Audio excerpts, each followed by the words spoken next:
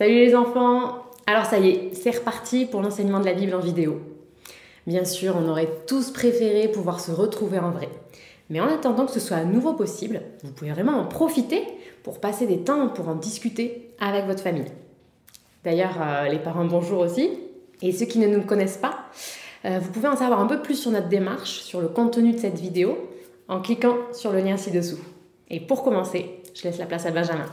Hey, salut les enfants, vous allez bien? Allez, debout, on va chanter les 5 points ensemble. C'est parti. Dieu est roi, j'ai pris sa place, je mérite d'être puni, Jésus a pris la punition, maintenant est-il mon roi? Dieu est roi, j'ai pris sa place, je mérite d'être puni, Jésus a pris la punition, maintenant est-il mon roi? Alors rappelez-vous, avant les vacances, on avait commencé notre parcours dans le livre des Actes. Et on avait découvert que même alors que Jésus était absent, sa parole était partagée par ses disciples et transforme de plus en plus de vies. Il y a de plus en plus de chrétiens. Et parmi eux, il y a un certain Étienne, qu'on va découvrir aujourd'hui dans les chapitres 6 et 7. Pour bien comprendre et retenir le texte d'aujourd'hui, on va imaginer qu'on est un peu comme face à ce panneau. On doit choisir quel est le bon et même le meilleur chemin. Quand on choisit de prendre l'autoroute c'est désigné par ce panneau bleu, ça veut dire qu'on croit, on sait que c'est le meilleur chemin pour arriver. Quand on répond oui au 5e point, quand on veut que Jésus soit notre roi, c'est qu'on croit que Dieu sauve par Jésus. On croit que Jésus est le chemin pour être sauvé. Et vous savez sûrement qu'une fois qu'on a choisi de prendre l'autoroute, on arrive à des péages. Des péages, c'est des endroits où on doit payer. Et ça peut coûter cher, très cher d'avoir choisi de prendre l'autoroute, même si c'était le meilleur chemin. Eh bien, on va voir dans le texte d'aujourd'hui si croire que Dieu sauve par Jésus peut aussi coûter. Alors, découvrons ensemble cet homme qui s'appelle Étienne. Étienne, c'est un disciple de Jésus. Il croit fermement que Dieu y sauve par Jésus. Ah mais alors vraiment, il voit que Jésus y sauve des hommes et des femmes. Et ça change sa vie à Étienne. Il parle de Jésus, il sert les autres, il est hyper serviable. C'est un type super. Et puis, incroyable, Étienne, il fait des miracles impressionnants au nom de Jésus. C'est tellement flagrant que Étienne est rempli de l'Esprit de Dieu, que beaucoup de gens entendent parler de lui. Mais ça ne plaît pas à tout le monde. Voilà que certains juifs, certaines personnes qui ne croient pas que Jésus soit le sauveur, ils veulent le faire taire. Ils veulent qu'Étienne arrête de parler de Jésus. Ils veulent qu'Étienne arrête de faire des miracles. Alors, ils préparent un plan. On n'a qu'à payer des gens pour qu'ils mentent sur Étienne, pour qu'ils répandent des fausses informations sur lui. Et c'est ce qu'ils font. Hey, est-ce que tu voudrais toute cette somme d'argent et en échange, tu dis des choses fausses sur Étienne? Et des gens acceptent. Et vous savez quoi? Étienne, il dit des choses horribles sur notre Dieu, sur l'Éternel. Oui, et contre le grand Moïse. Il dit aussi des choses fausses contre le temple et contre la loi. Non, c'est pas vrai. Je vais le dire aux autres. Et voilà que comme ça, une foule de gens se dresse contre Étienne. Même des responsables du peuple en entendent parler et crient « Arrêtez-le! Arrêtez Étienne et amenez-le devant le Grand Conseil !» Le Grand Conseil, c'est le tribunal religieux. « Messieurs les juges du Grand Conseil, cet homme Étienne, il dit des choses complètement fausses contre notre Dieu, contre Moïse, contre le temple. » Attendez. Étienne, il croit juste fidèlement que Dieu sauve par Jésus. Il a répondu oui au 5e point, il a Jésus comme roi et du coup ça change sa vie, il en parle, il fait du bien autour de lui. Et c'est pour ça qu'il est arrêté, C'est pour ça que des gens lui veulent du mal. Comme une fois qu'on a choisi de prendre l'autoroute parce qu'on sait que c'est la meilleure route à prendre, ça peut coûter cher, on peut arriver à des péages qui peuvent coûter cher. Bien Étienne, il est en train d'expérimenter qu'alors qu'il sait que Dieu sauve par Jésus, ça peut lui coûter cher. C'est peut-être quelque chose qui vous est déjà arrivé, si vous aussi vous êtes disciple de Jésus, si vous aussi vous croyez que Dieu sauve par Jésus. Vous avez peut-être des amis ou des personnes autour de vous qui ne sont pas croyantes, qui trouvent que vous êtes vraiment intolérant ou méchant de penser ça, de croire que Dieu sauve par Jésus, qui ont une mauvaise image de vous ou de votre famille et qui la communiquent. Vous avez peut-être fait l'expérience que ça peut coûter cher de suivre Jésus.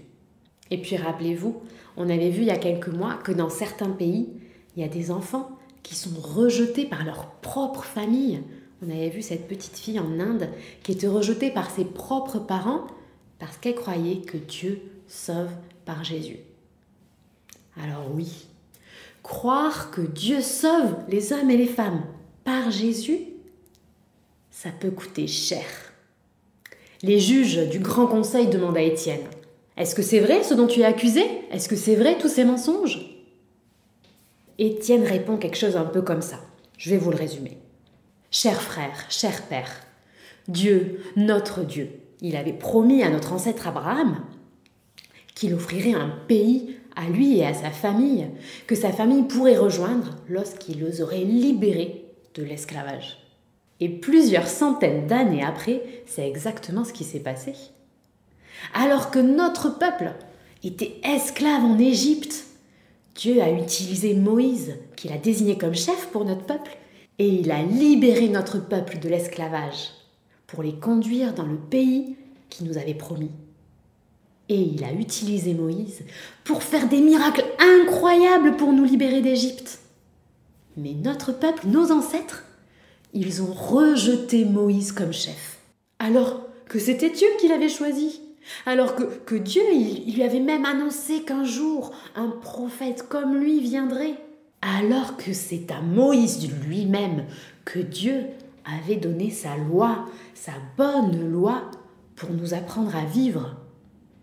Mais malgré ça, notre peuple a rejeté Moïse.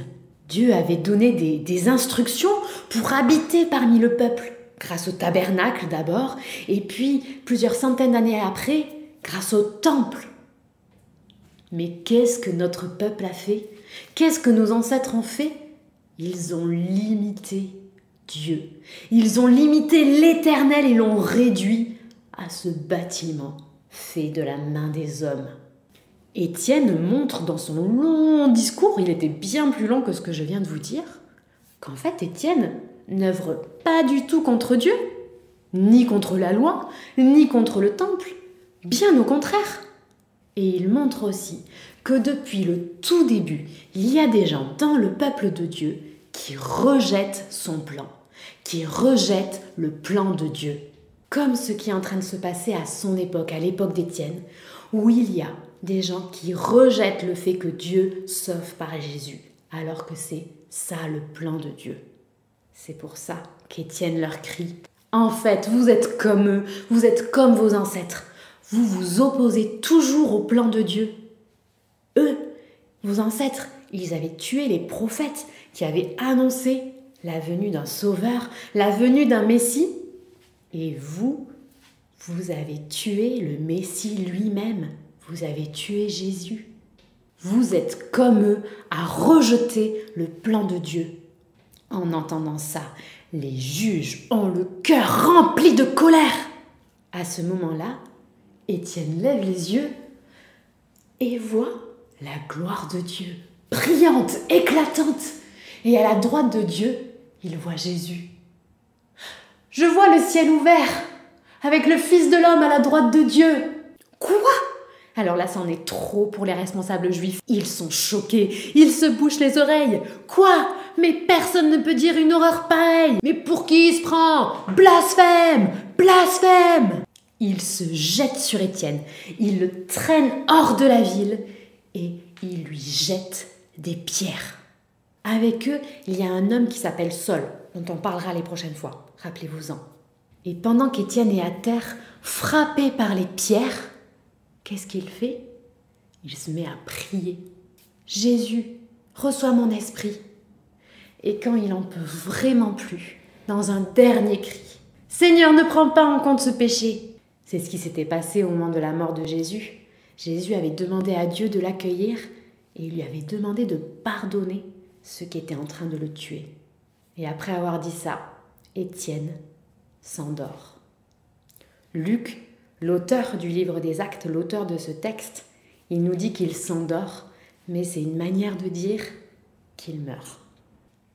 Alors face à la question du 5e point, quand on a Jésus pour roi, quand on répond oui, ben oui, on peut vivre des choses très dures. Parce que croire que Dieu sauve par Jésus, ça peut coûter cher. Ça peut coûter très cher, parce qu'Étienne en est même mort. Mais si l'auteur de ce texte nous dit qu'Étienne s'endort pour parler de sa mort, ce n'est sûrement pas un hasard.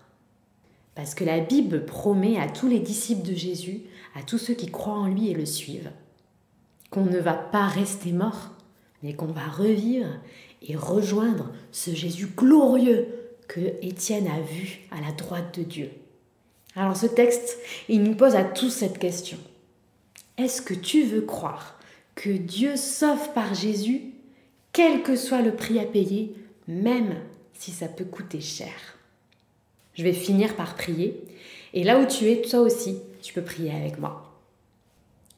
Notre Dieu, merci de nous prévenir que ça peut être dur de te suivre. Je veux croire que tu sauves par Jésus, quel que soit le prix à payer, même si ça coûte cher. Alors s'il te plaît, aide-moi à tenir bon. Et merci parce que je sais qu'un jour, il n'y aura plus du tout de souffrance. Merci pour cette promesse et ce cadeau-là. Amen.